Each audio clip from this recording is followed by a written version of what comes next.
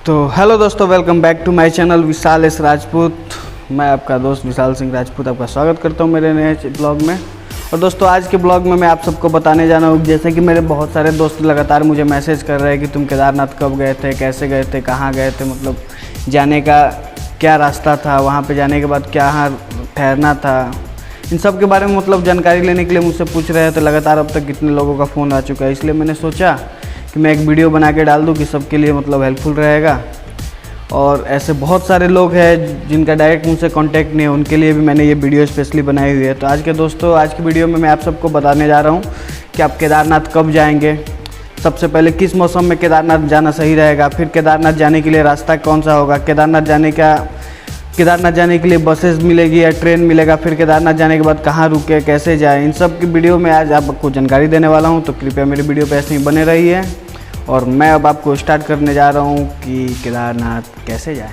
तो जैसे कि दोस्तों नॉर्मली हर किसी का सबसे पहला क्वेश्चन ये रहता है कि केदारनाथ किस मौसम में जाए, मतलब कौन से महीने में जाए। दोस्तों मैं आपको बता दूं कि केदारनाथ का कपाट लगभग 6 महीने तक बंद रहता है, जो नवंबर से स्टार्ट होता है और अप्रैल तक बंद रहता है। मई में खुलता है, मई से फिर अक्टूबर नवंबर तक खुला रहता है। तो सबसे अच्छा मौसम है आपका केदारनाथ जाने के लिए मई जून। उसके बाद जुलाई अगस्त में ना जाए, और जुलाई अगस्त में सबसे ज़्यादा बारिश का मौसम रहता है, भूस्खलन वहाँ पे ज़्यादा होते हैं, रास्ते बंद हो जाते हैं, 3-3 दिन के लिए 4-4 दिन के लिए आप वहाँ पे फंस सकते हैं। तो जैसे कि दोस्तों मैं वहाँ पे घूम के आ चुका हूँ और मैं गया था लगभग आपके मई के महीने में। तो मैं अपने तरफ से आप लोगों को यही सजेस्ट करूँगा कि आप वहाँ पर जाएँ तो मई में जाएँ, अप्रैल में जाएँ या फिर अक्टूबर में जाएँ, कपाट बंद होने के कुछ महीने पहले। और ज़्यादातर कोशिश करें कि अकेले ना जाए, अपने दोस्तों के साथ जाएं या फिर फैमिली के साथ जाएं। तो दोस्तों अब आते हैं हम दूसरे क्वेश्चन पे, जिसके बारे में हर किसी के मन में ऐसे तूफान सा उठा रहता है कि आखिर केदारनाथ कैसे जाएं। क्या केदारनाथ ट्रेन जाती है, केदारनाथ बस जाती है, केदारनाथ खुद की गाड़ी से भी जा सकते हैं। तो दोस्तों पहले मैं आपको बता दूँ कि केदारनाथ ट्रेन डायरेक्ट नहीं जाती है। आप अपनी खुद की गाड़ी से जा सकते हैं, कार से जा सकते हैं, या फिर वहाँ से बसेस जा सकते हैं, या लोकल टैक्सी का यूज कर सकते हैं, भाड़े की टैक्सी का यूज कर सकते हैं। तो सबसे पहले केदारनाथ कैसे जाएं ये मैं आपको बता दूं। अगर कोई मेरा दोस्त जो है जो ट्रेन से जाना चाहता है, उन लोगों को मैं बता दूं कि केदारनाथ जाने के लिए आपको ट्रेन मिलेगी लास्ट हरिद्वार तक, क्योंकि हरिद्वार के बाद अगर आप जाना चाहते हैं तो वहाँ से आप बस या फिर टैक्सी ले सकते हैं। तो आप हरिद्वार में, जैसे कि आपको केदारनाथ जाना है, तो केदारनाथ जाने के लिए अगर आप बस बुक करते हैं तो एक दिन पहले आपको बस का टिकट बुक करना पड़ेगा, वरना डायरेक्ट आपको केदारनाथ की कोई भी बस नहीं मिलने वाली है। और केदारनाथ की बस सुबह में स्टार्ट होती है, इसलिए आप हरिद्वार एक दिन पहले चले जाएं। लगभग यहाँ पे आप हरिद्वार में 12 से 1 बजे तक पहुँच जाए और काउंटर से जाके केदारनाथ का टिकट बुक कर लें। केदारनाथ जाने का बस का जो टाइम रहता है 7 से 8 के बीच में रहता है, तो आप वहाँ पे जाके टिकट ले सकते हैं। वहाँ पे एक दिन हरिद्वार में रूम लेके ठहर सकते हैं। वहाँ पे अगले दिन सुबह में उठ के आप बस लेके, या फिर अगर आप बस आपकी छूट जाती है तो फिर आपको डायरेक्ट केदारनाथ की बस नहीं मिलेगी, वहाँ से आपको फिर श्रीनगर के लिए बस लेना पड़ेगा, फिर श्रीनगर से केदारनाथ के लिए बस लेना पड़ेगा। ऐसे आपको 2 बसेस चेंज करके जानी पड़ेगी। अब हर किसी का सवाल होगा कि केदारनाथ जाने का किराया कितना लेते होंगे बस वाले। तो यहाँ से आपको हरिद्वार से केदारनाथ का किराया आपके बस का लगभग 350 से 400 के बीच लगता है, उससे कम किराए में नहीं होगा। इन्हीं सब में एक और क्वेश्चन आता है कि हरिद्वार से केदारनाथ का समय कितना लगता है। तो हरिद्वार से आप अगर बस पकड़ते हैं 8 बजे की, तो आपको केदारनाथ तो सही नहीं, केदारनाथ नहीं, आपको मतलब बस जितनी भी बसेस चलती है वो डायरेक्ट सोनप्रयाग में ही जाके रुकती है। जितनी भी प्राइवेट बसेस हो या फिर प्राइवेट टैक्सी हो, तो सोनप्रयाग से कोई भी बस आगे नहीं जाएगी। तो आपको सोनप्रयाग में जाके सोनप्रयाग तक पहुंचने का टाइम आप लगभग 5 बजे तक आप पहुंच जाएंगे। यानी कि यहाँ से 8 बजे चलेंगे और वहाँ पे सोनप्रयाग में आप लगभग शाम को 5 बजे पहुँच जाएंगे। और मैं आपको बता दूं कि केदारनाथ जाए तो साथ में क्या क्या लेके जाएं। सबका नॉर्मली क्वेश्चन रहता है कि केदारनाथ जाएंगे तो साथ में क्या रहे। तो सबसे पहले मैं आपको बता दूं कि अगर अप्रैल महीने में जा रहे हैं तो अप्रैल महीने में हर जगह गर्मी का मौसम रहता है, तो आप तो एक टी-शर्ट पे निकल गए। नहीं भैया, ऐसी गलती आप ना करें। कृपया करके अपने साथ कोई भी मतलब गर्मी का जो जैकेट वगैरह हो, लोअर है वो साथ में अपना लेते जाए, कि वहाँ पे जाने के बाद बहुत ठंड लगता है। मैं तो झेल चुका हूँ। मैं वहाँ पे वैसे तो गंजी में मतलब यहाँ से हाफ टी-शर्ट में पहन के गया था। वहाँ पे जाने के बाद जब जो ठंड लगने लगी, मुझे वहाँ से ख़रीदना पड़ा। खैर वहाँ पे उतनी महंगे जैकेट वगैरह नहीं मिलती, लेकिन 1000 रुपये से कम कभी नहीं मिलता।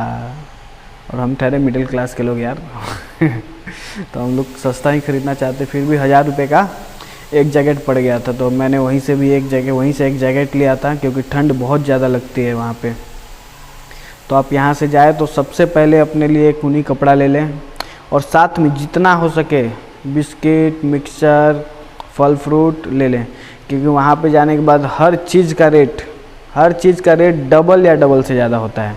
यानी कि 10 रुपये का अगर कोई भी सामान नॉर्मली आप यहाँ के मार्केट से ख़रीदते हैं, अपने मार्केट से, तो वहाँ पे जाने के बाद 20 रुपये 25 रुपये लग जाता है, क्योंकि वो बेचारे भी मजबूर है, वहाँ तक ले जाने का उनका किराया बहुत ज़्यादा लग जाता है। तो इसलिए वो हर चीज़ का रेट डबल करके लेते हैं। तो अब जितना हो सके अपने साथ खाने की चीज़ें लेके जाएं, क्योंकि वहाँ पे इतनी जल्दी नहीं मिलने वाली आप लोगों को। मिलेगी, सब कुछ मिलेगा, लेकिन सस्ता नहीं मिलेगा, महंगा मिलेगा। तो आप अगर लेके जाना चाहते तो अपने साथ जितना हो सके बिस्किट, मिक्सचर, फल फ्रूट लेके जाएं। तो दोस्तों अब अगला सवाल ये आता है कि केदारनाथ जाने के बाद कहाँ रुके। तो केदारनाथ सही में मतलब जैसे कि आप लोग यहाँ से सुबह में निकलते, 1 दिन 2 दिन का सफ़र करके निकलते, तो हर किसी को लगभग बहुत ज़्यादा थकान हो जाती है। जैसे मुझे भी बहुत ज़्यादा थकान होती है। अब 5 मिनट कहीं खड़े रहने का मन नहीं करता था। तो हमारी बस जो थी जाके सोनप्रयाग में जाके रुक गई। तो वहाँ से आगे जाने के लिए मतलब आपको प्राइवेट बस जो थी सोनप्रयाग से आगे नहीं जा सकती, तो वहाँ से आपको लोकल टैक्सी का यूज़ करना। तो आप या तो सोनप्रयाग में देखिए दोस्तों, अगर केदारनाथ जाना है तो वहाँ पे आपको सोनप्रयाग से आप अपना सफ़र शुरू कर सकते हैं, या फिर सोनप्रयाग से 5 किलोमीटर आगे जो है गौरीकुंड है, गौरीकुंड से आप अपना सफ़र शुरू कर सकते हैं। तो आपको रात को ठहरने के लिए जो लॉज है वहाँ पे सोनप्रयाग में भी मिल जाएगा, गौरीकुंड में भी मिल जाएगा। तो एक कमरे का किराया वहाँ पे जो लगभग है 4000 से 5000 रुपया है। बहुत महंगा है भैया। इसलिए मैं आपको बता दूं कि अगर आप लगभग 1 या 2 लोग जा रहे हैं तो वहाँ पे एक लॉज आता है, जैसे बड़ा बरामदे टाइप का है, वहाँ पे बहुत सारे बिस्तर लगी हुई रहती है। वहाँ पे आप एक बिस्तर का किराया लगभग 250-300 होता है। साथ में आपको ओढ़ने के लिए रजाई वगैरह दे देता है, आप उसका यूज कर सकते हैं। या फिर आप ग्रुप में हैं, 4-5 लोगों के ग्रुप में हैं, तो आराम से एक रूम ले सकते हैं और रूम में आराम से सो सकते हैं। मैं तो अपना बताया था कि वहाँ से 5 किलोमीटर दूर है, फिर वहाँ से 5 किलोमीटर दूर जाना पड़ेगा, फिर गौरीकुंड से चढ़ाई शुरू करनी पड़ेगी केदारनाथ के लिए। तो मैंने सबसे अपने लिए मुझे अच्छा लगा कि मैं डायरेक्ट वहीं पे चला जाऊँ गौरीकुंड में। तो मैं उस समय वहाँ से सोनप्रयाग से एक टैक्सी लिया, लगभग 5 किलोमीटर की डिस्टेंस है, और टैक्सी का किराया 50 रुपया था एक आदमी पे। मैंने वहाँ से टैक्सी लिया और उसके बाद गौरीकुंड में चला गया। गौरीकुंड में किस्मत शायद हम लोगों की अच्छी थी, रूम एक खाली था, और हम लोगों को पहुँचते पहुँचते 7-8 बज गया था। तो उसने रूम का किराया बताया था लगभग कितना, 3000 रुपये बताया था सिंगल बेड का, और हम 2 लोग थे। तो मैंने उससे कम करा के कैसे भी 2000 रुपये में रूम लिया। 2000 रुपये में रूम लिया। वहाँ पे चीटिंग बहुत ज़्यादा होती है। उन लोगों ने मुझे बताया था कि आपके रूम का गीज़र वगैरह सब कुछ काम करता है। तो हम लोग तो इतनी ज़्यादा थकान हुई थी कि गीज़र चेक करने का भी हमारे अंदर मतलब हिम्मत नहीं था। तो हम गए, रूम लिए, रूम में अपना सामान रख के लॉक किए, नीचे आए। नीचे आने के बाद जब खाना पूछ रहे कि कैसे थाली है, तो थाली 150 रुपये 100 रुपये प्लेट था, जिसमें 2 रोटी थी, थोड़ा सा चावल था। अब भूखा क्या ना करता, बेचारा भूख बहुत तेज़ लगी थी। इतना नॉलेज नहीं था कि मैं पहले से कुछ सामान बिस्किट वगैरह लेके जाऊं। मैंने आप लोगों को तो बता दिया कि अपने साथ इतने सारे सामान लेके जाओ, लेकिन मुझे खुद नहीं पता था। तो मैं ऐसे बिना कुछ लेके चला गया था। वहाँ पे जाने के बाद जो मिला सो मिला, वहीं खा के अपना गुजारा किया हम लोग। खाना बिल्कुल वहाँ पे सही नहीं मिलता, मैं आपको बता देता हूँ।